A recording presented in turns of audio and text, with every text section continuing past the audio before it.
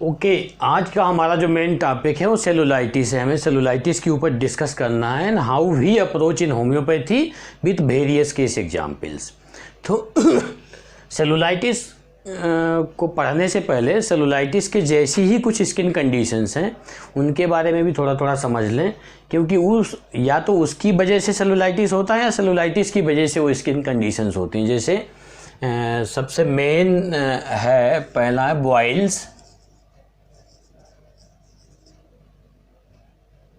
जिसको हम लोग फ्रंकल्स भी बोलते हैं। दूसरा है एब्सेस,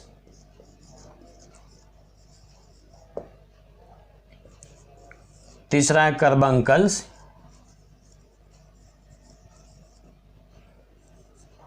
चौथा है इम्पेटिगो,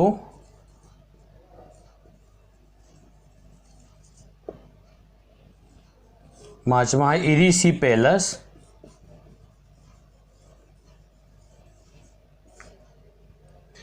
देन इसके बाद थोड़ा सेलुलाइटिस के बारे में जानेंगे। तो ये सारी जो है स्किन कंडीशंस हैं, तो थोड़ा सा स्किन की एनाटॉमी के बारे में समझ लेते हैं, क्योंकि ये शब्द बार बार आएंगे तो स्किन के बारे में जानना ज़रूरी है। तो स्किन बेसिकली जो है तो 3 लेयर से मिलके बनी होती है। पहली एपिडर्मिस,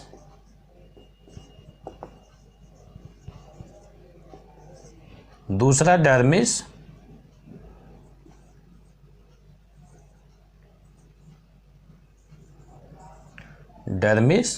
तीसरा होता है हाइपोडर्मिस।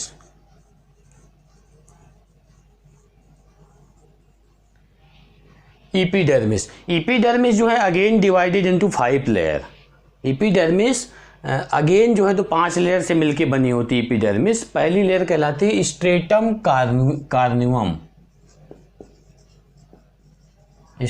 कार्नियम। इसको हम एक दूसरे नाम से भी जानते हैं, हार्नी लेयर। इसको क्या बोलते हैं? हार्नी लेयर। बेसिकली इस लेयर की जो कोशिकाएं होती हैं डेड होती हैं, है ना, इसलिए इन डेड कोशिकाओं को हम लोग क्या बोलते हैं? कार्नियोसाइट।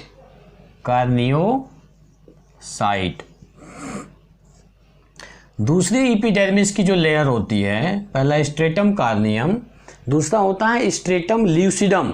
इस लेयर में क्या होता है कि इस लेयर में जो सेल्स होती हैं उसमें न्यूक्लियस नहीं होता, अब्सेंट होता है। यदि होता भी है तो डीजेनरेटेड न्यूक्लियस होता है। क्या होता है? डीजेनरेटेड न्यूक्लियस होता है, या तो अब्सेंट होगा। तीसरी लेयर्स होती है स्ट्रेटम ग्रेनुलोसम। थोड़ा थोड़ा इनके बारे में जानना जरूरी है, इसलिए बता रहा हूं। स्ट्रेटम ग्रेनुलोसम ये थिन लेयर होती है, लेकिन इसकी खासियत क्या होती है? इसमें क्या होता है कि ये कुछ प्रोटीन्स के ग्रेन्यूल्स जो है रहते हैं, जिनको बोलते हैं हम लोग इनको keratohyalin. It contain granules of protein called कीरेटोहाइलिन।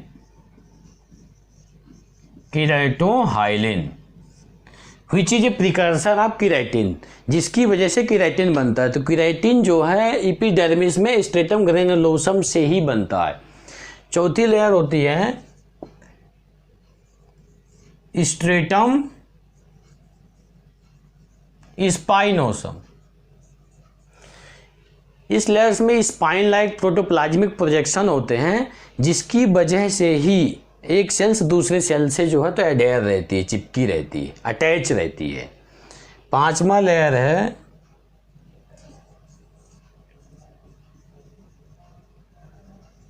Stratum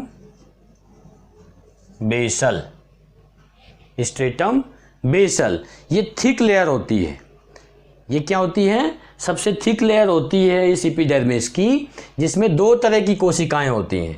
पहला मेलानोसाइट, दूसरा लैंगरहैंस सेल्स। तो इनका क्या काम होता है? मेलानोसाइट सेल्स क्या करती है कि मेलानिन का सिंथेसिस करती है। मेलानिन ही रिस्पॉन्सिबल है स्किन का कलर डिसाइड करने में। कि कौन सा कलर होगा, वो मेलानिन के ऊपर डिपेंड करता है। एंड लैंगरहैंस सेल्स जो होता है वो आपके प्रोटेक्टिव इम्यून रिस्पांस में जो है तो हेल्प करती हैं, आपके इम्यून सिस्टम को बिल्डअप करने में मदद करती हैं, इम्यून सिस्टम का पार्ट है ये, आपके प्रोटेक्टिव इम्यून रिस्पांस में मदद करती हैं। इसके बाद होता है डर्मिस।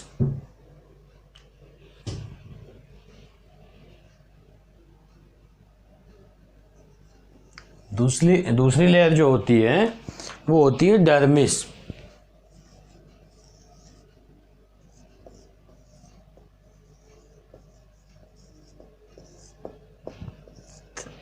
ये लेयर भी 2 लेयर से मिलके बनी होती है डर्मिस।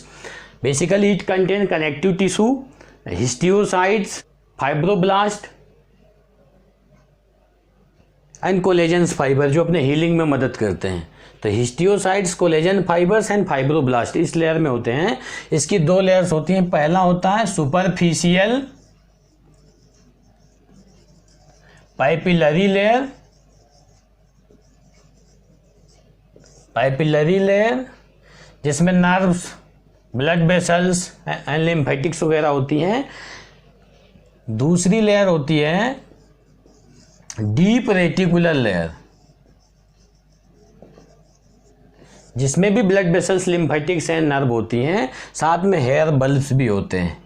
हेयर जो है तो इन्हीं हेयर बल्ब से जो है तो निकलते हैं। इसके बाद होता है हाइपोडर्मिस, तीसरी लेयर।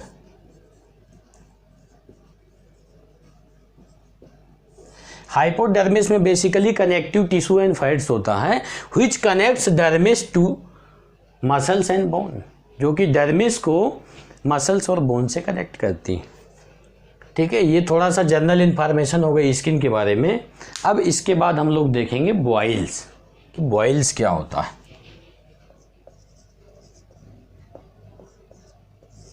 बॉइल्स, फ्रंकल, ये क्या होता है? Acute staphylococcal infection of hair follicles. क्या होता है ये बॉइल्स? स्टेफाइलोकोकल इन्फेक्शन जो होता है हेयर फॉलिकल्स का होता है ना, विथ पेरी फॉलिकुलाइटिस। यदि वो इन्फेक्शन हुआ है तो हेयर फॉलिकल्स के चारों तरफ भी सूजन हो जाएगी, तो उसको बोलते हैं बॉइल्स। ये जनरली स्टार्ट कैसे होता है? It start with the hard, very hard, painful, indurated swelling. बहुत hard, painful, with tremendous tenderness. इसमें पेन बहुत ज़्यादा होता है। और इसके बाद क्या होता है कि कुछ समय बाद ये सेंटर में अपने आप सॉफ्ट होने लगता है। और इन मॉडर्न मेडिकल साइंस में क्या करते हैं, इसमें आयोडीन अप्लाई कर देते हैं। पास्यूल्स बनता है, पास्यूल्स में आयोडीन अप्लाई कर देते हैं, तो अपने आप जो है तो ड्रेन आउट हो जाता है। इसके लिए कोई सर्जरी और कोई बहुत ज़्यादा एंटीबायोटिक्स की ज़रूरत नहीं पड़ती। पर जो बॉइल्स होते हैं जनरली एक्सटर्नल ऑडिटरी मीएटस के जो होते हैं बहुत ज़्यादा पेनफुल होते हैं, बिकॉज वहाँ जो स्किन रहती है डायरेक्ट अंडरलाइन कार्टिलेज से अटैच होती है, स्वेलिंग के लिए कोई जगह नहीं होती। ये बॉइल्स भी कभी कभी बॉइल्स की वजह से भी सेलुलाइटिस हो जाता है। समटाइम्स बॉइल्स कॉम्प्लिकेट, जैसे पेरी एनल एब्सेस जो होते हैं, पेरी एनल एरिया के हेयर फॉलिकल्स के जो इन्फेक्शन होते हैं वो कॉम्प्लिकेट करके कई बार फिस्चुला और साइनस बनाते हैं बॉइल्स। इनका जो ट्रीटमेंट है वही है, एंटीबायोटिक्स की बहुत ज़्यादा ज़रूरत नहीं होती, ऑटोमेटिक ड्रेन हो जाते हैं। होम्योपैथी में क्या करते हैं, सबका ट्रीटमेंट मैं इकट्ठा बताऊंगा, है ना। और एक होता है वर्ड ब्लाइंड बॉइल्स। ये ब्लाइंड बॉइल्स क्या होते हैं? ब्लाइंड बॉइल्स वो होते हैं व्हिच सबसाइड विदाउट सपुरेशन, जो अपने आप ही ठीक हो जाते हैं, जो पस नहीं बनाते। जैसे अपने आईलैश का जो हेयर फॉलिकल्स है ना, उसका इन्फेक्शन, वो ब्लाइंड बॉइल्स कहलाता है ना। इसके बाद अब हमें पढ़ना है दूसरा एब्सेस। एब्सेस क्या होता है?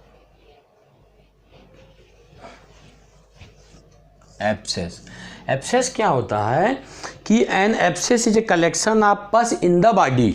एब्सेस क्या होता है? Collection of pus in the body. कहीं भी यदि पस का कलेक्शन हो रहा है तो उसको हम लोग एब्सेस बोलते हैं। बॉइल्स में जनरली कोई ज़रूरी नहीं है कि पस हो, है ना। जब वो सपुरेट होगा तब पस होगा। जनरली बॉयल सपुरेट होते हैं एंड दे फॉर्म एब्सेस। तो एब्सेस क्या होता है? An abscess is a collection of pus in the body. यदि एब्सेस पढ़ते हैं तो 3 चीज़ें विशेष ध्यान रखना। 3 तरह के एब्सेस होते हैं। एब्सेस बेसिकली 3 टाइप्स के होते हैं। पायोजेनिक एब्सेस, पहला कौन सा एब्सेस होता है? Pyogenic abscess. Pyogenic abscess. दूसरा पाइमिक एब्सेस, एब्सेस। तीसरा है कोल्ड एब्सेस। पायोजेनिक एब्सेस क्या होते हैं? ये जनरली मोस्ट कॉमन टाइप के एब्सेस होते हैं। इसमें क्या होता है, ये एब्सेस बनने के लिए जनरली ऑर्गेनिज्म जो है, जो भी बैक्टीरिया है, वो या तो इंसीजन या कोई स्क्रैच या पेनिट्रेटिंग वुंड के थ्रू डायरेक्ट वहाँ पर जो है तो इंटर करता है और वहाँ इन्फ्लामेशन करता है। जब इन्फ्लामेशन होगा तो pain, swelling, redness, loss of functions होगा और वहाँ पर एब्सेस बनेगा, कलेक्शन, पस का कलेक्शन होने लगेगा। पाइमिक एब्सेस, इस तरह के एब्सेस जो है, पस वाले एब्सेस को जो है तो बेसिकली आइडेंटिफाई करने के लिए अपने पास हम जो इन्वेस्टिगेशन करते हैं वो इस तरह के करते हैं। स्पेशल इन्वेस्टिगेशन है कन्वेंशनल रेडियोग्राफी। कन्वेंशनल रेडियोग्राफी मतलब इस तरह के एब्सेस में करते हैं जो ऐसे एब्सेस जिनके साथ पस के साथ में गैस या एयर हो। तो यदि एब्सेस में पस के साथ में गैस और एयर है तो अपन कन्वेंशनल रेडियोग्राफी जो है तो प्रेफर करेंगे। इसके बाद हम लोग क्या करते हैं, कन्वेंशनल रेडियोग्राफी करते हैं। आइसोटोप स्कैनिंग करते हैं। दूसरा क्या है कि isotope scanning. Isotope scanning, isotope scanning, isotope scanning. Isotope scanning basically जो काम आता है वो लोकेशन कहाँ है, साइट ऑफ इन्फेक्शन कहाँ है, लोकेशन कहाँ है, लोकेशन, पस का लोकेशन करने के लिए अपन लोग आइसोटोप स्कैनिंग करते हैं।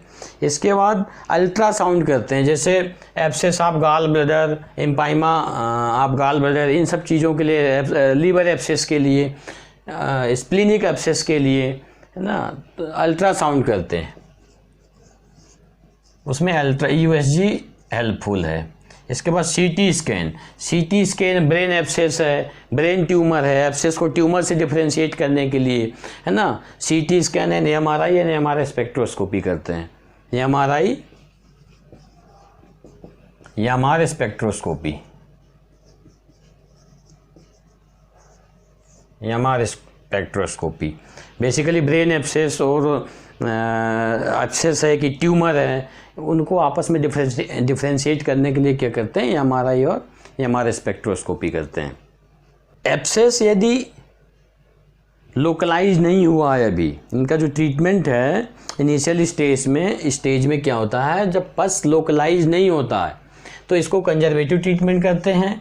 यदि पस लोकलाइज हुआ है तो पस को ड्रेन करके, ड्रेन करने के बाद उसका पस को कल्चर सेंसिटिविटी भेजते हैं मॉडर्न मेडिकल साइंस में, और कल्चर सेंसिटिविटी के हिसाब से एंटीबायोटिक्स देते हैं, ड्रेन करते हैं, एंटीबायोटिक देते हैं, है ना। इसका ट्रीटमेंट यही है। कॉमन साइट है वो है axilla, abscess of neck, axilla abscess of necks, groin region में एब्सेस होना, ग्लूटियल एब्सेस होना, है ना, abscess of palm and sole, deltoid abscess. तो ये कॉमन साइट्स हैं पायोजेनिक एब्सेस की। है पाइमिक एब्सेस, पाइमिक एब्सेस। इसमें क्या होता है, there is a multiple abscess due to infected emboli. बहुत सारे एब्सेस होते हैं इन्फेक्टेड एम्बोलाई की वजह से, है ना। तो in this condition multiple abscess develop from the infected emboli, है ना। यदि पाइमिक एब्सेस की बात करते हैं तो अपने को 3 चीज़ें विशेष ध्यान देने वाली होती हैं। बैक्टीरीमिया, दूसरा है सेप्टिसीमिया,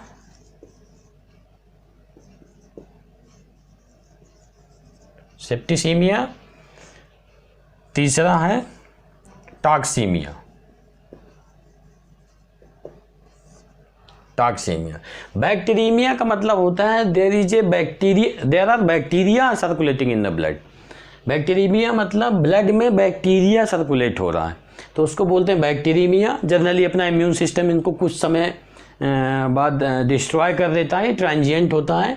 सेप्टिसीमिया, यहाँ पर क्या होता है इस कंडीशंस में, not only bacteria circulating in the blood, बल्कि बैक्टीरिया जो है ब्लड में टॉक्सिन्स लिबरेट करने लगता है, जिसकी वजह से हमें ठंड लग के बुखार आना, है ना, राइगर्स, चिल्स, पायरेक्सिया, फीवर आता है ना, कई बार ब्लड प्रेशर तक डाउन हो जाता है, इंट्रावेस्कुलर कोआगुलेशन, इस तरह की कॉम्प्लिकेशंस होने लगते हैं सेप्टिसीमिया में, एंड पेशेंट चला जाता है सेप्टिक शॉक, और इसके बाद मल्टीपल ऑर्गन डिसफंक्शन, इस तरह की चीज़ें होती हैं। टॉक्सीमिया में क्या होता है कि बैक्टीरिया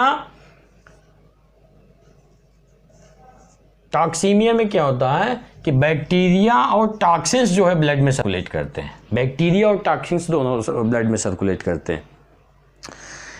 ये पाइमिक एब्सेस के कुछ कैरेक्टरिस्टिक हैं कि ये मल्टीपल होंगे, है ना, ये सब फेशियल प्लेन्स में होते हैं, मल्टीपल होते हैं। ये भी जनरली नॉन रिएक्टिंग टाइप के होते हैं, जैसे कोल्ड एब्सेस होते हैं, है ना। इसके बाद हम लोग देखेंगे कोल्ड एब्सेस क्या होते हैं। Generally the name suggest cold, मतलब नॉन रिएक्टिंग टाइप के एब्सेस। तीसरा क्या होता है, कोल्ड एब्सेस।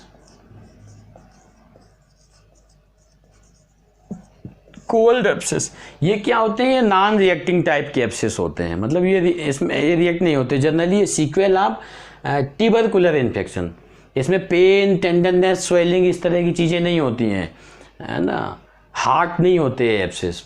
ये जनरली किसके बाद होते हैं कोल्ड एब्सेस जो है, तो generally it is a sequel of tubercular infection. यदि टीबी हुआ है, जैसे नेक में कोई, इसका जो कॉमन साइट है नेक है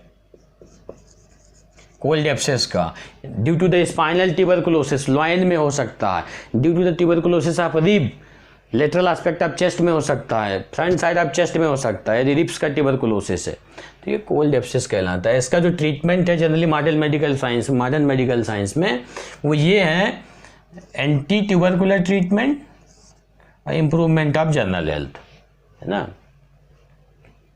इसके बाद हमको पढ़ना है कार्बंकल्स।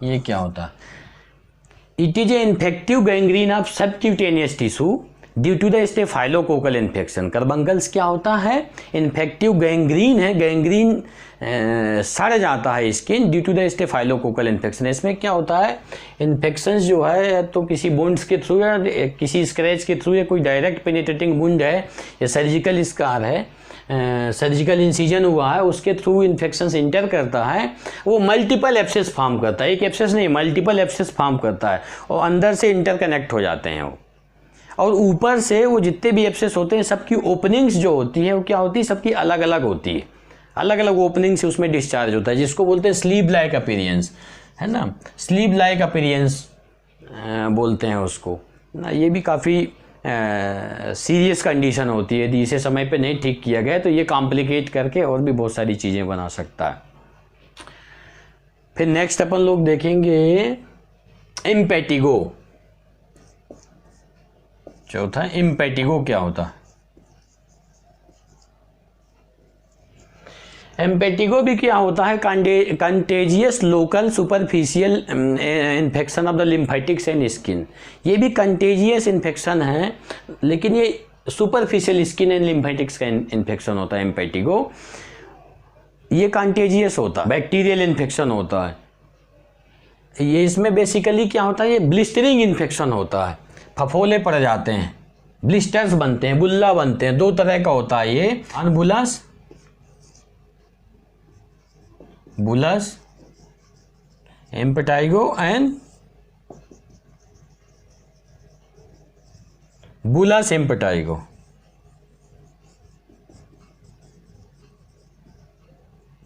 ये जब बुल्ला रैप्चर्स होते हैं तो येलो ब्राउन क्रस्ट देते हैं, इसकी यही सबसे बड़ी पहचान है। रैप्चर होने के बाद इनका जो क्रस्ट होता है येलो ब्राउन और एक पानी क्रस्ट आता है, ये रैप्चर्स हो जाते हैं। तो अब सेलुलाइटिस क्या होता है, सेलुलाइटिस अब मेन अपना जो टॉपिक आ गया, जिसके हमें वीडियो केसेस भी देखना है बहुत सारे, वो है सेलुलाइटिस। ये सेलुलाइटिस क्या होता है, इस क्या होता है कि it is a non suppurating infection of connective tissue plane and subcutaneous tissue plane with intercellular space. ये होता है सेलुलाइटिस। इसका जो मेन कारण होता है पैथोलॉजी बेसिकली क्या होता है कि कोई ना कोई पेनिट्रेटिंग वुंड या कोई ना कोई इंसीजन्स या स्कार स्क्रैच है ना, उस के थ्रू जो है तो बैक्टीरिया, जनरली जो बैक्टीरिया होता है बीटा हेमोलिटिकस स्ट्रेप्टोकोकस, बीटा कौन सा बैक्टीरिया होता है, beta haemolyticus streptococcus and staphylococcus aureus, ये बैक्टीरिया होता है। ये बैक्टीरिया उस वुंड्स के थ्रू, इन्फेक्टेड वुंड्स के थ्रू अंदर जाते हैं स्क्रैच के थ्रू और वहाँ पर सेलुलाइटिस करते हैं। तो उसके जो मेन क्लिनिकल फीचर्स हैं सेलुलाइटिस के, रेडनेस, पेन, स्वेलिंग, एडिमा है ना, टेंडरनेस है ना, हार्ट रहेगा, टच करने पे वहाँ पर हार्ट रहेगा है ना, ये इसके जो है तो मेन क्लिनिकल फीचर्स होते हैं सेलुलाइटिस के। रिस्क फैक्टर्स क्या हो सकता है, ओबिसिटी, डायबिटीज़ है, कोई क्रोनिक डीप सीटेड पैथोलॉजी है ना, कंटिन्यू स्टेरॉइड है, इम्यूनोसप्रेसेंट पे है, वीनस इनसफिशियंसी है ना, लिम्फेटिक इनसफिशियंसी है, उन सब सारी चीज़ें की वजह से बार बार सेलुलाइटिस हो सकता है। वीनस इनसफिशियंसी में जैसे वीनस अल्सर है, इन सब चीज़ों की वजह से इन्फेक्शन हुआ, सेलुलाइटिस हो गया। कॉम्प्लिकेशन क्या हो सकते हैं इसके, कॉम्प्लिकेशन जो है ऑस्टियोमाइलाइटिस, बैक्टीरियमिया, सेप्टिसीमिया, एंडोकार्डाइटिस है ना, मल्टीपल ऑर्गन डिसफंक्शन में जा सकता है पेशेंट है ना, रिनल फेलियर्स, कुछ भी हो सकता है। यदि इम्यूनिटी कम है तो कोई भी बैक्टीरिया कुछ भी कर सकता है ना, टॉक्सिक शॉक सिंड्रोम में जा सकता है ना। और कौन से ऐसे बैक्टीरिया हैं जिनकी वजह से सेलुलाइटिस होता है और कौन से बैक्टीरिया के बारे में सोच सकते हैं। तो मोस्ट कॉमन बैक्टीरिया तो ये हो गया आपका beta haemolyticus streptococcus and staphylococcus. यदि वो व्यक्ति फ्रेश वाटर में जो है तो एक्सपोज्ड हुआ है, फ्रेश वाटर में था, मोस्ट कॉमन काज तो यही है, यदि वो फ्रेश वाटर में था तो अपने को सोचना चाहिए एरोमोनास हाइड्रोफिला के बारे में है ना। यदि वो सी वाटर में एक्सपोज्ड हुआ है तो अपने को सोचना चाहिए विब्रियो बल्लीफिकस के बारे में। यदि वो हॉट टब में नहाया है या कि हॉट टब में बैठा है तो अपने को सोचना चाहिए स्यूडोमोनास के बारे में। यदि कोई बाइट है, जैसे किसी ने काटा है उसको, तो यदि ह्यूमन बाइट है तो हमें इक्नेला कार्डेंस के बारे में सोचना चाहिए।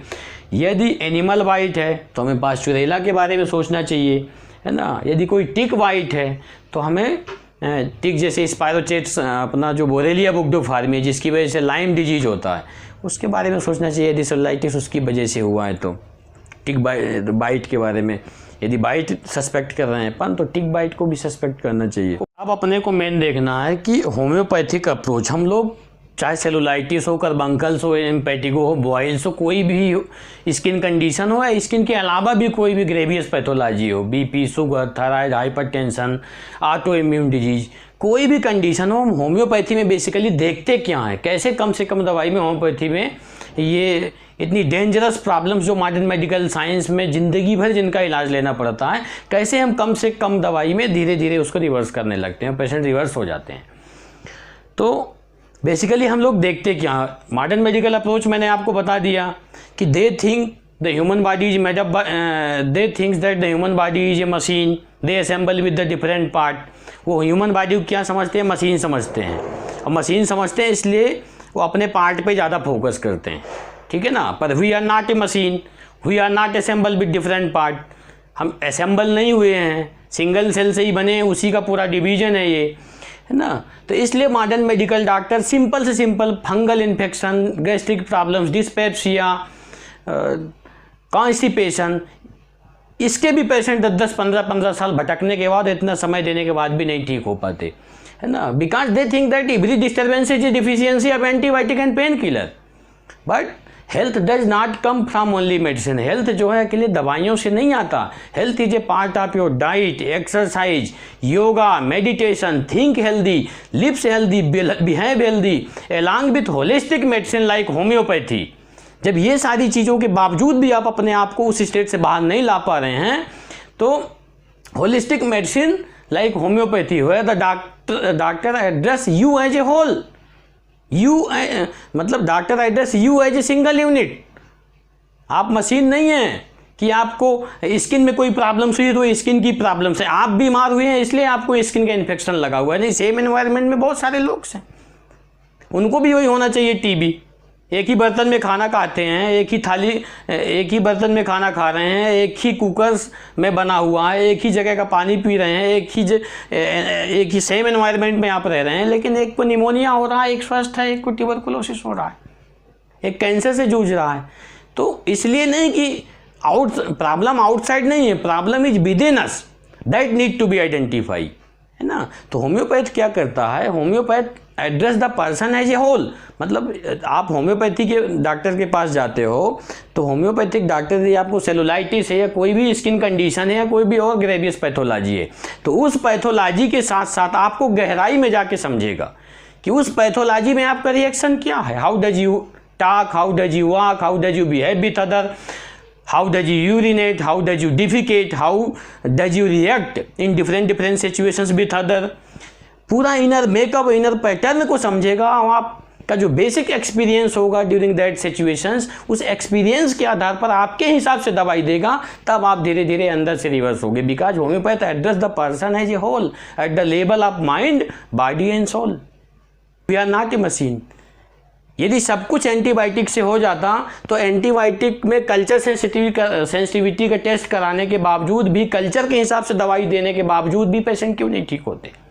सिंपल से सिंपल फंगल इन्फेक्शन, सिंपल से डिस्पेप्सिया, कॉन्स्टिपेशन, किसी भी चीज़ का कोई सोल्यूशन नहीं है। लोग 10 साल 15 साल से फाइल लेके आते हैं, 15 साल से जलन हो रही है, 10 साल से कॉन्स्टिपेशन है, 5 साल से फंगल इन्फेक्शन है। किसी भी चीज़ का परमानेंट सोल्यूशन नहीं है मॉडर्न मेडिकल साइंस में, because they treat you mechanically, they treat you just like a motor car. यदि आप किसी भी सही होम्योपैथिक डॉक्टर को अप्रोच करते हैं तो बहुत ही कम दवाई में, यदि आप उसे जैसा वो बोलता है उसकी एडवाइस फॉलो करते हैं, तो बहुत ही कम समय में आप बहुत ही कम दवाई से धीरे धीरे ठीक होने लगेंगे। मैं भी आपको केसेस दिखा रहा हूँ सेलुलाइटिस के, जो 5 साल से सेलुलाइटिस है, 2 साल से सेलुलाइटिस है, कंटिन्यू दौड़ रहे हैं, ये डॉक्टर वो डॉक्टर, इंदौर, नागपुर, मुंबई, दिल्ली, हर जगह जा रहे हैं। थोड़ा बहुत प्रॉब्लम सॉल्व हुआ, इसके बाद फिर से वापस आ गया। तो मैकेनिकल करेक्शन ऑर्गन लेवल पे चीज़ों को समझने से सब कुछ नहीं होता, because problem start far before. Organ system is the place where the problem is expressing, problem is manifesting, but actually that problem is not the problem of that part. The problem of somewhere else that need to be understood, that need to be जो है तो address. यदि उस disturbance को, deeper experience को आप dilute कर देते हैं, बिकॉज डिजीज क्या है, disease is nothing, disease is delusion and awareness is a cure. यदि आप किसी का डिल्यूजन जो है तो करेक्ट कर देते हैं तो बॉडी जो है तो अपने आप करेक्ट होने लगती है, because wrong perceptions, wrong delusions ही तो डिजीज है।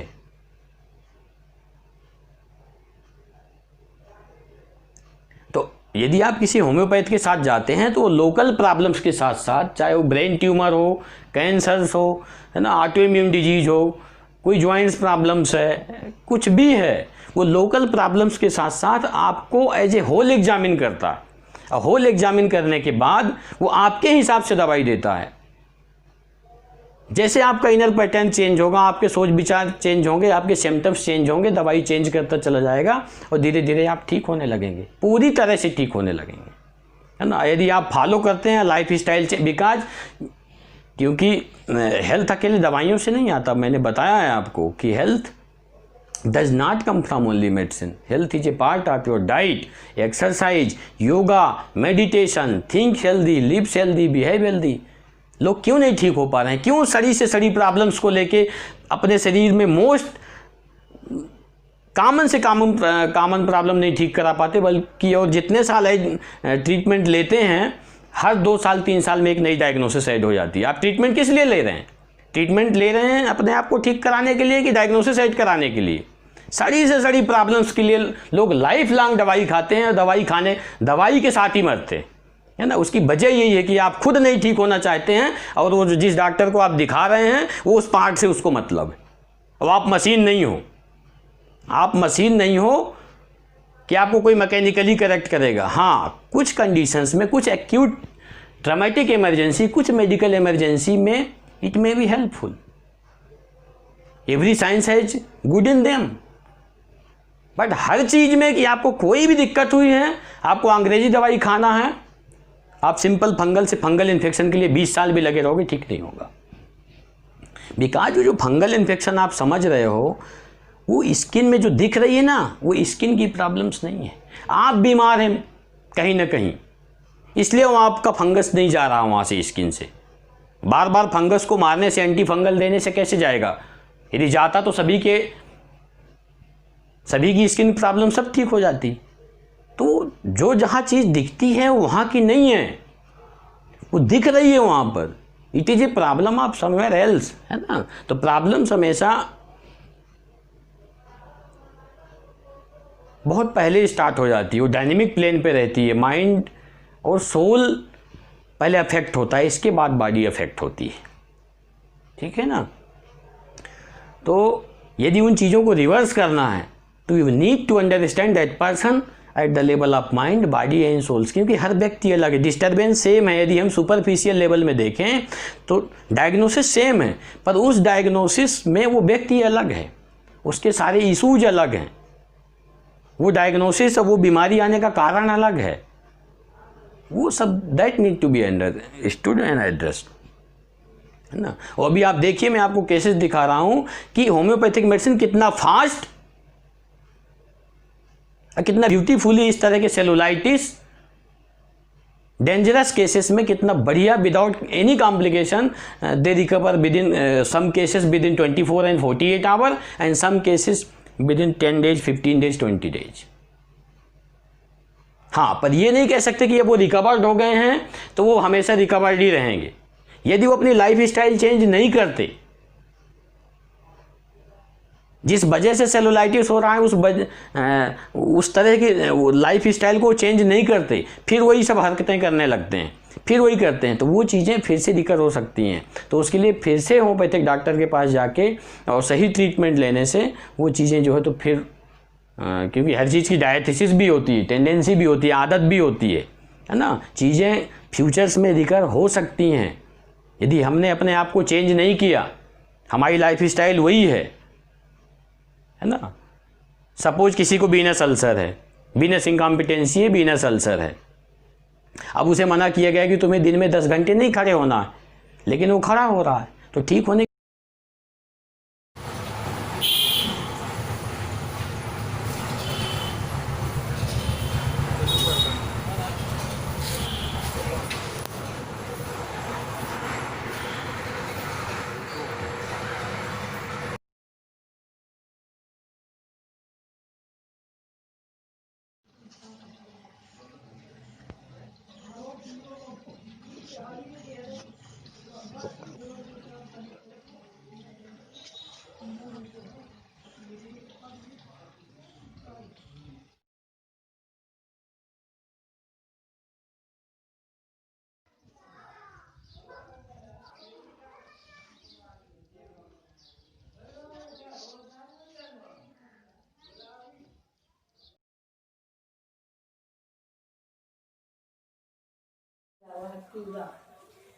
तब किया बैठे बैठे मारा कराई है तो वो भी काम दिख रही।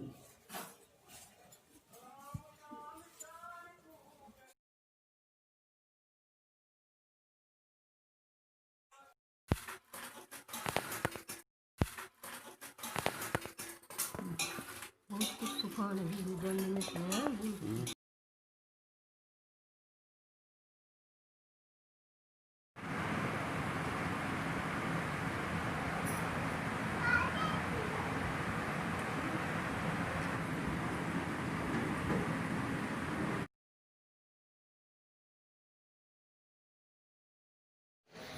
कब से है ये? 1 साल से? 1 साल हो गई। कहाँ कहाँ पलटा हुआ? ऐसे सामने करो, उठाओ ऐसे दोनों हाथ।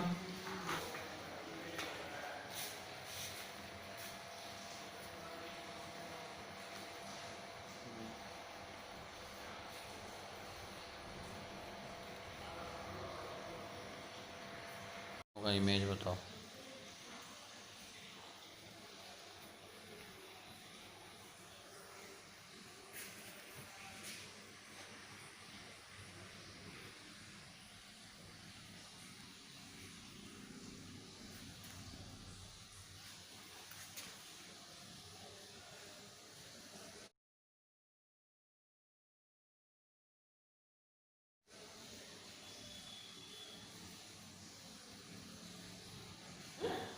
मैं होम्योपैथिक डॉक्टर हूँ।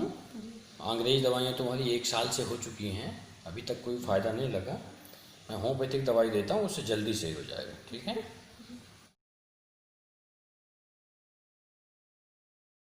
कैसा लग रहा है कल से तुम्हें? कल से तो बहुत अच्छा लगा। हैं? पलटाना हाथ।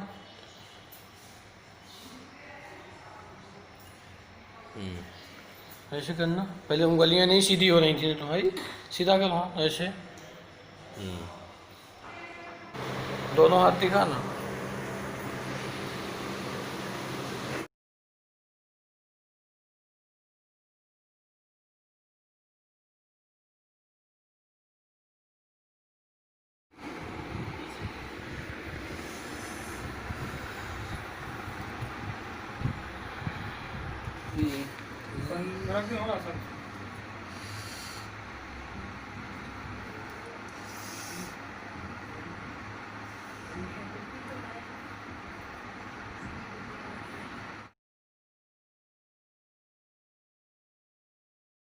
दवाई खा रहे हो अभी आप बराबर हैं? चल रही ना।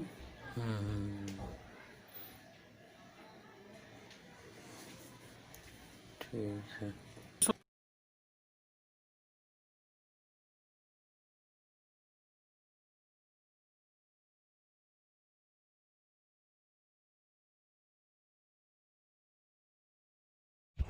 तो ये जो इन्फॉर्मेशंस मैंने दिया, जो इतने ख़तरनाक केसेस मैंने आपको दिखाएं, तो यदि ये इन्फॉर्मेशन आपको अच्छी लगी हो और केसेस देख के आपको लगा हो कि बिफोर एंड आफ्टर, मतलब इतने डेंजरस केस में भी होम्योपैथी कितना बढ़िया काम करती है, तो प्लीज़ इस चैनल्स को लाइक, सब्सक्राइब और शेयर ज़रूर करें।